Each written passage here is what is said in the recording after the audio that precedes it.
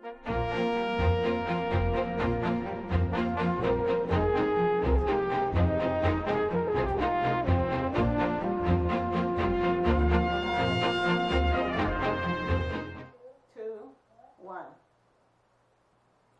evening.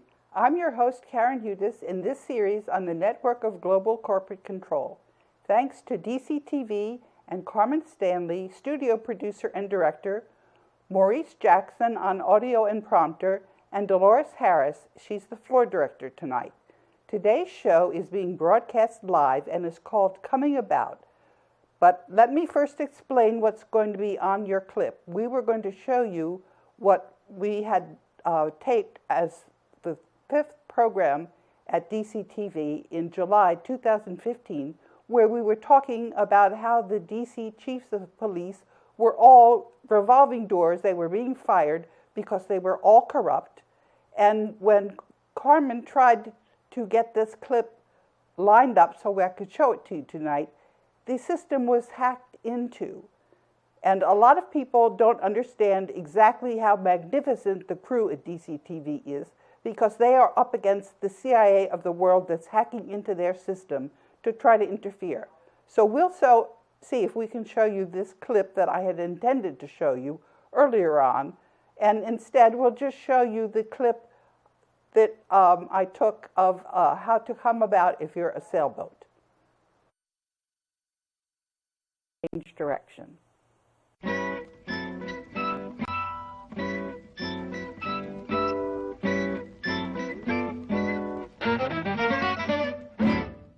Coming about or tacking is one of the most important maneuvers for a beginning sailor to learn. After the skipper gives the command, there are just 6 steps involved in coming about effectively. Step 1, steer the boat into the wind. Step 2, begin moving across the boat. Step 3, release the main sheet. Step 4, change tiller hands. Step 5, grab the main sheet. Step 6, finish moving across to the new windward side. Now, let's step back and look at that in a little bit more detail. Your tacks will be much easier if you can find a close-hauled course before initiating the turn. A close-hauled course means sailing as much upwind as possible. When sailing close-hauled, the jib sheet will be in as tight as possible and both jib telltales will be streaming back. Coming about will always begin with the skipper communicating to the crew. When all the crew have responded ready, I've been waiting for the wind to pick up. What is the wind? The people demanding an end to the corruption in paper currencies in a global currency reset. We are on a one-way street to the global currency reset. Once you have seen a difference between reality and propaganda, there's no way to undo that realization. As the skipper of the boat, I want to show you what's happening in the world now that we're coming about. This series about the banking cartel has been on air for 1.5 years. I called this series the Network of Global Corporate Control because that's the name that 3 mathematicians at the Federal Institute of Technology in Zurich, Switzerland gave in 2011 to the group of central bankers and 43,000 other companies on the stock markets. Why do I say that I'm the skipper? That's because I'm the one who votes the 17% shares for the United States on the Board of Governors of the World Bank and IMF until the U.S. Constitution of 1789 goes back into effect. The New York, Tokyo, and Washington embassies have not contradicted the press releases and the other statements that I'm publishing over the internet on their behalf. You have seen how I cleared the March 3, 2015 press release on the global currency reset that PressWire deleted this week. General Joseph Dunford has broken many of the links on my social media.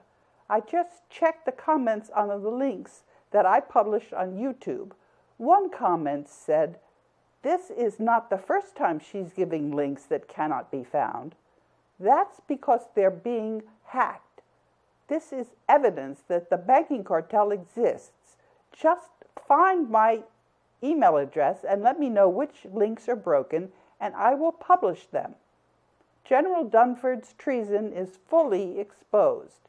Yesterday, I exposed Ashton Carter's corruption for good measure.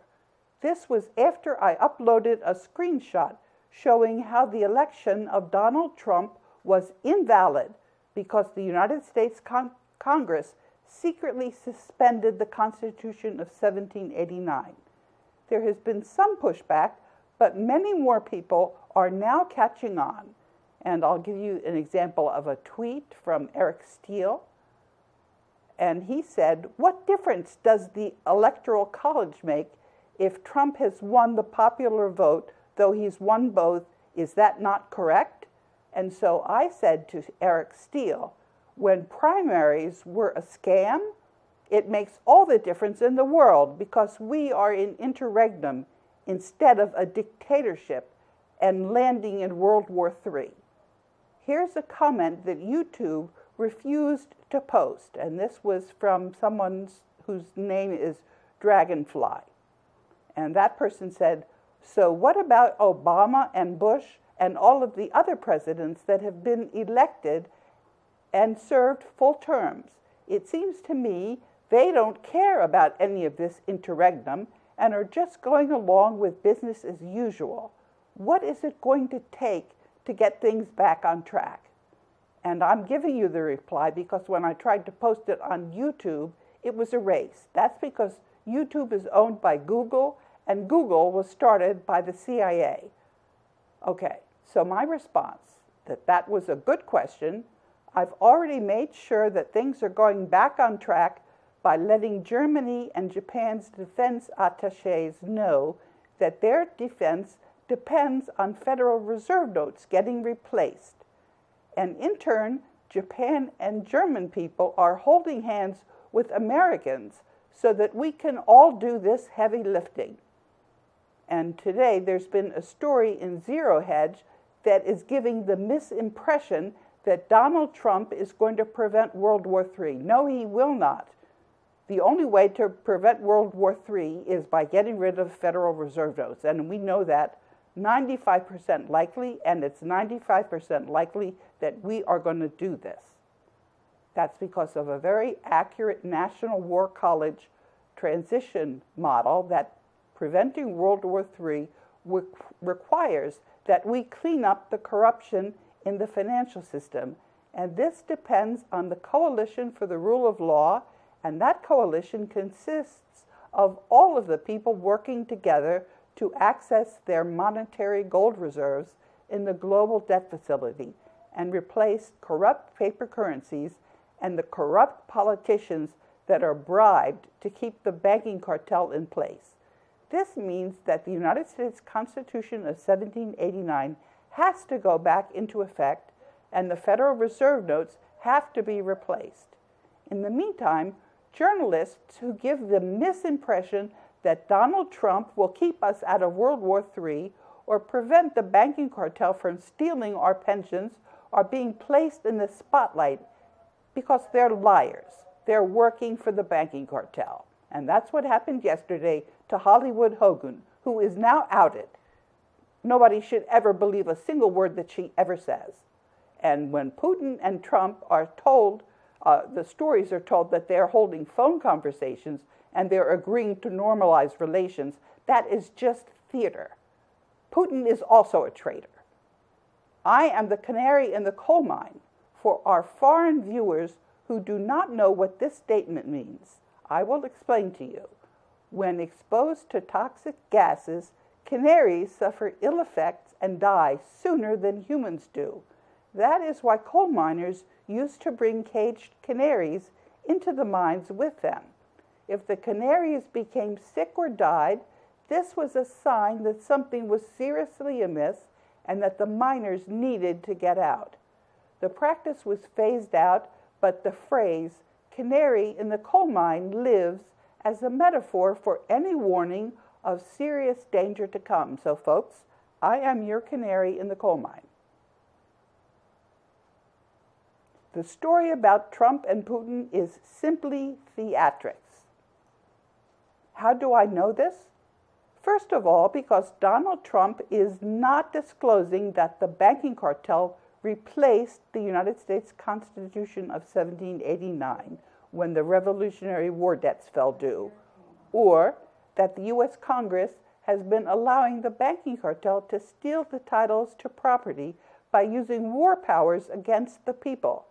Vladimir Putin is betraying the people of Russia by not accepting the monetary gold reserves of Russia that are on offer. I have commented that the reality is that Japan and Germany are part of the coalition for the rule of law that is predicted by the power transition model from the United States War College. The people who have been following this story on the internet are also part of the coalition for the rule of law. The network of global corporate control is exposed. Yesterday, I uploaded on YouTube a screenshot showing how I contacted Japan's and Germany's military attachés. The United States is going to replace unconstitutional Federal Reserve notes for the U.S. monetary gold reserves in the global debt facility with 90 to 95% likelihood, as shown by the accurate power transition model that came to the World Bank from the National War College of the United States Department of Defense. What I told Ashton Carter is that the United States is honoring its treaty obligations to Germany and Japan. The Joint Chiefs of Staff and Ashton Carter are silent in the face of these serious charges that they are corrupt. This is because they have been caught red-handed. The United Nations troops are not welcome in the United States. There has been no consent for their deployment in the United States because the network of global corporate control has no authority. How could a corporation be the United States? The United States is an interregnum. The Philippines government is a corporation that is part of the banking cartel. Jonathan Favor, that's his screen name, asked me what was the basis of my conclusion that Duterte was on the other side. Then I had to find where the Philippines government was listed on the stock exchange as a corporation. After an hour, I found it, and I tweeted it, and then I said that I would accept Jonathan Favor's apologies, but he never bothered to apologize. Instead, he started tweeting some meaningless things. So I said a second comment, because YouTube removed the first. All the countries of the world are in the global currency reset to replace paper money with gold. And the gold is going to be pressed very thin and put in plastic, and it's called aurum when that's done to it.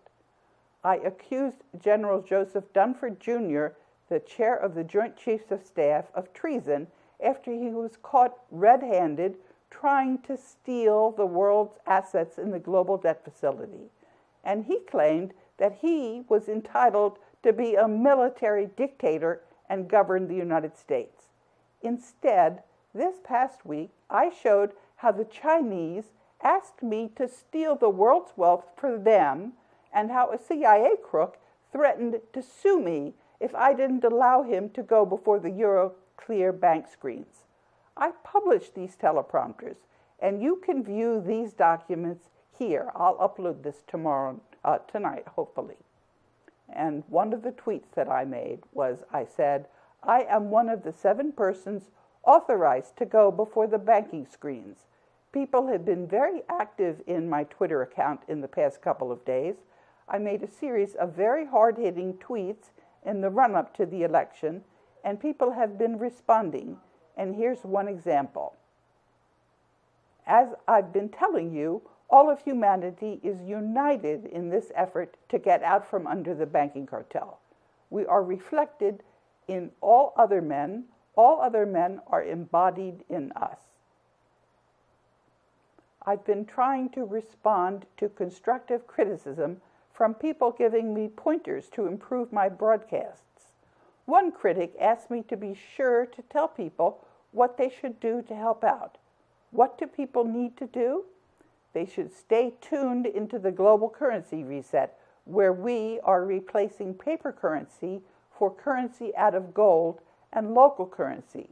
And they should stay in touch by forming small groups, and paying attention to what's really going on by tuning out of the mainstream media and developing their own channels of communication and learning to think critically and helping others to think straight. And make sure that your local areas, villages and towns, have their own local currencies, and you should hold your local officials accountable. And if there's time, it looks like we've got some time, I'd like to give you some more information. The reason that many of my posts are so long-winded is because decisions are being taken in a decentralized way, and I'm showing you where the dialogue is. The fact is that nearly all wealth is owned in the global debt facility, and all of humanity has to clean up the corruption and establish decentralized institutions that are accountable. We will take things slowly until the corruption is cleaned up. We will communicate among each other until we're satisfied that things are proceeding in a decentralized fashion. We're all accountable. And let me give you some information about a whistleblower named Michael Crichton. Unfortunately, the national media refused to report his findings to the world at large. In 2003, Michael Crichton wrote, "The greatest challenge facing mankind is the challenge of distinguishing reality from fantasy and truth from propaganda. We must daily decide whether the threats we face are real, whether the solutions we're offered will do any good, and whether the problems we're told exist are in fact real problems or non-problems." And this is coming from a book that he wrote. It's translated from the German, and it's called Die kalte Sonne. And I've given you in the teleprompter links so that you can read that book. The United States college campuses are threatened with the loss of millions of dollars in climate funding if they allow their students and faculty to attend seminars on the theory of climate cycles by true climate professionals. Why are NOAA and the United Nations so fearful about the topic climate cycles? And then I'm giving you an article by James Tracy considering the cover-ups of election fraud in 2000 and 2004, the events of September 11, 2001, the invasions of Afghanistan and Iraq, the destabilization of Syria, and the creation of ISIS. These are among the most significant events in recent world history, and yet they're also taken away from the American public, which is just about wholly ignorant of these events. In an era where information and communication technologies are so widespread, it's prompting many to harbor the illusion of being well-informed, and you must ask yourself, why is this condition persisting?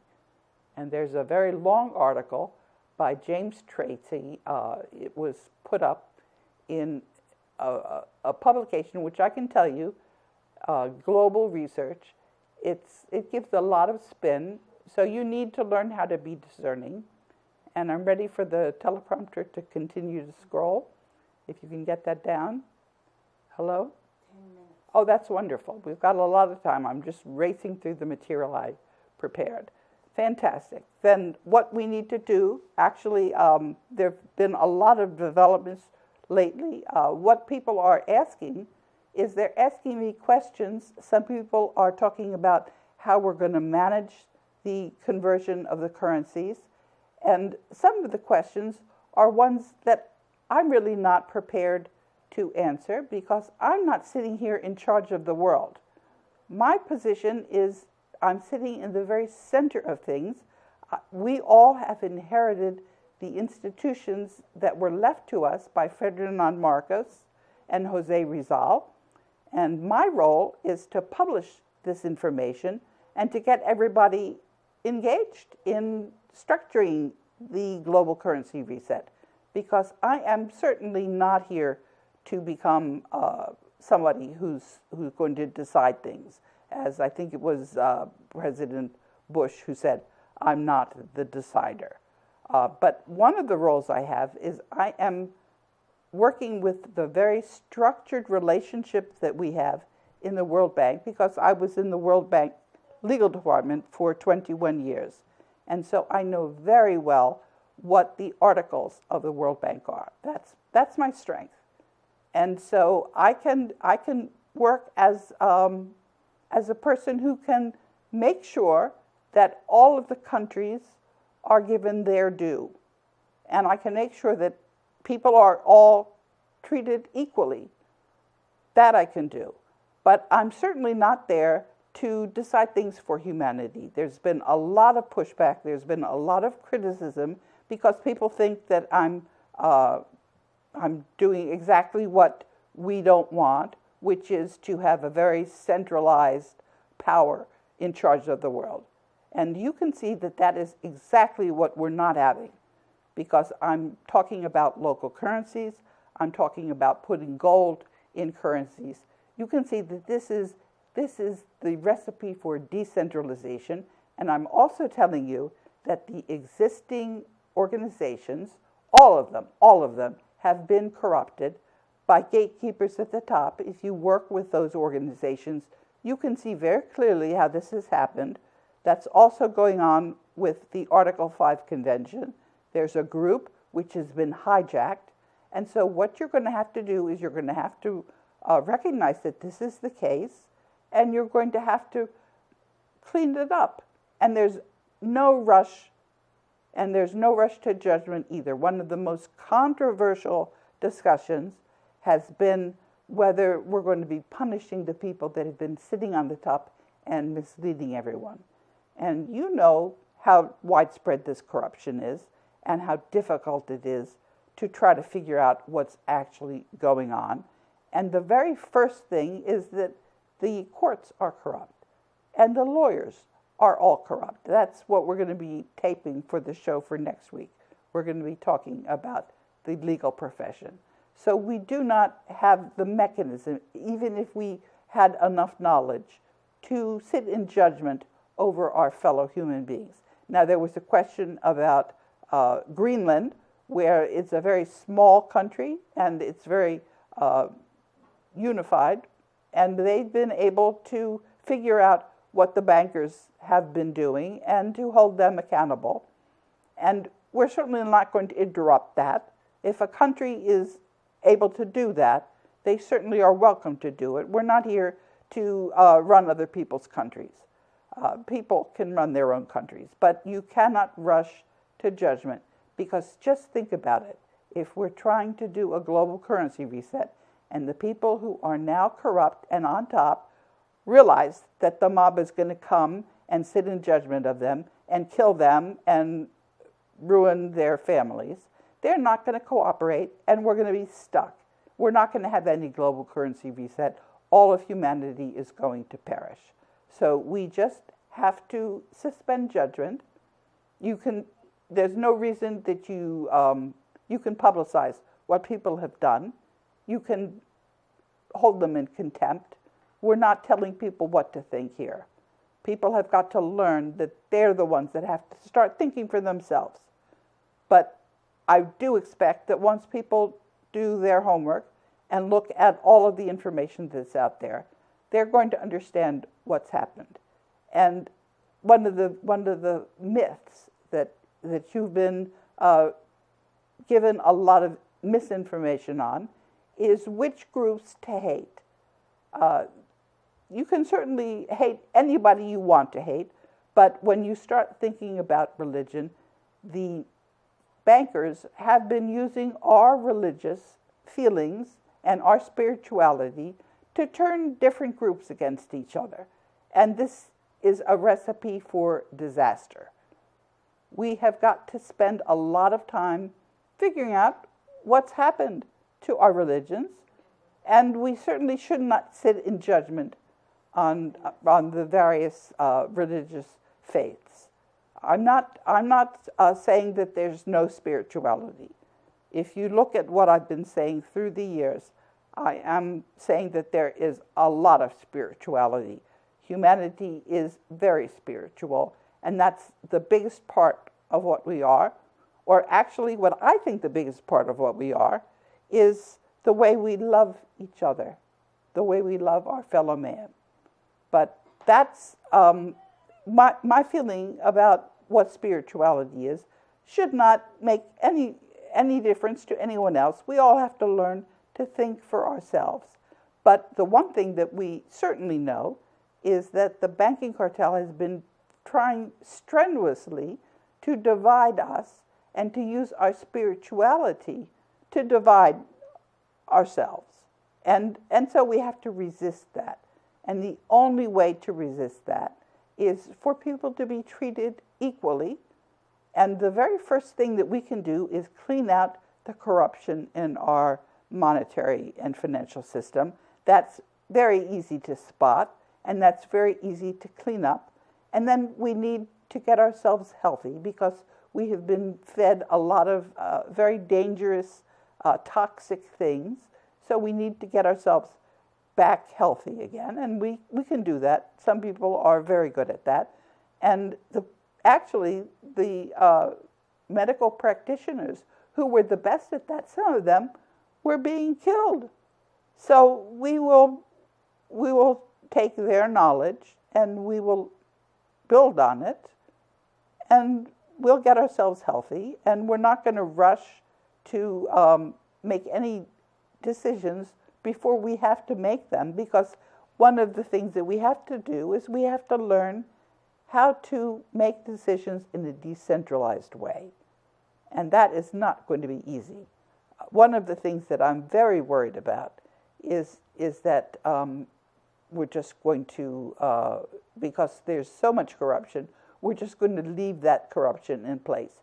We should not use the global currency reset to perpetuate these systems of corruption. We should have a thorough house cleaning, but that doesn't mean punishing people. That means building replacement systems systematically and carefully from the grassroots up. And I'm certainly available to give anyone any information that I've gathered for myself. And I don't believe that I've got the corner on truth. I can only give you what documentation I have.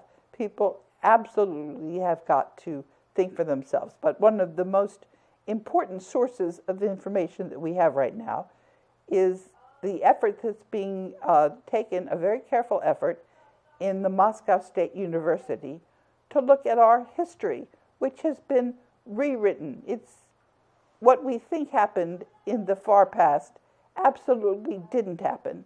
Our chronology is all messed up. What we think happened with the ancient Greeks, it happened much more recently, and there were ancient civilizations off the coast that were buried after there was a very sudden rising of the sea levels. And you can see that most of the information in the universities has been, people are being brainwashed. One of the emails that I got was asking me how I could think straight. I want to thank you for listening to another segment of the Network of Global Corporate Control. Today's segment is about coming about. I'm your skipper, accountable to you, and we're all responsible for doing our part in the global currency reset so that we stay out of World War III. Until next week, I'm your host, Karen Hudis.